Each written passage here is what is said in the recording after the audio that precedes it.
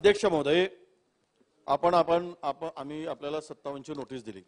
खरं तर हा अधिवेशन सुरू असताना एखादा अशी घटना घडते, अनेकांचा जीव जातो, त्यावेळेस आपण त्यावर चर्चा करतो। आमची मागणी होती की प्रश्नोत्तराचा तास स्थगित करावा, कारण अलीकडच्या 2-4 दिवसांमध्ये अधिवेशन सुरू असताना ज्या ज्या घटना झाल्या, ऍक्सिडेंट मध्ये मोठ्या प्रमाणात लोकांचा मृत्यू झाला आहे आणि कालची घटना तर फार भयावह अशी घटना आहे। अध्यक्ष महोदय, म्हणजे सेफ्टी मेजरच्या संदर्भात हा तिथे प्रश्न उपस्थित होतोय। खरं तर ते नाम्स पाडले जातात का? यापूर्वी याच कंपनीच्या 6 लोकांचा मृत्यू 2018 मध्ये झाला होता अध्यक्ष महोदय, आणि ही दुसरी घटना त्या कंपनीत तिसरी घटना आहे, आणि या तिसऱ्या घटनेमध्ये 9 लोकांचा मृत्यू झाला अध्यक्ष महोदय। ही सर्व लोक एक्सप्लोजिव्ह मध्ये कंत्राटी पद्धतीची माणसं असू शकतात, 10वी 12वी शिकलेल्या माणसं हाताळू शकतात। हे सगळं हा गंभीर विषय आहे। एखाद्याला पाठीशी घालताना आपण आपल्या संवेदना संपल्या काय असा खरा प्रश्न येतो अध्यक्ष महोदय। 11,200 रुपये कंत्राटी यांना देतात, त्या ठिकाणी आपल्याला निदर्शनास आणून येतो अध्यक्ष महोदय, गंभीर घटना असल्यामुळे, की मिनिमम वेजेस सुद्धा त्या मजुरांना दिले जात नाही।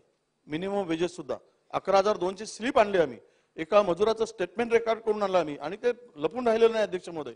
त्या ठिकाणी 23 वर्षाच्या मुलीचा मृत्यू झाला अध्यक्ष महोदय। एक महिला तर तिला 2 छोट्या छोट्या बालिका आहेत।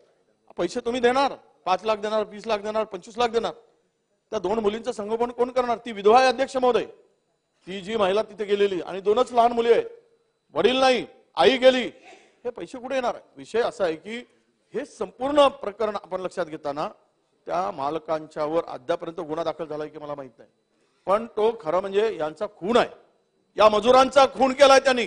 302 चा गुन्हा दाखल व्हायला पाहिजे त्या मालकावर। कोण लागून गेला हा मालक? कशाला संरक्षण? आणि देशाच्या संरक्षण जिथे स्फोटके तयार होतात, जिथे संपूर्ण दारुगोळा तयार होतो, आणि अशा ठिकाणी कंत्राटी मजूर, अनस्किल्ड लेबर त्या ठिकाणी लावले जातात अध्यक्ष महोदय, अनस्किल्ड। काल दोनही उपमुख्यमंत्री जाऊन आले, आम्ही पण जाऊन आलो तिथे।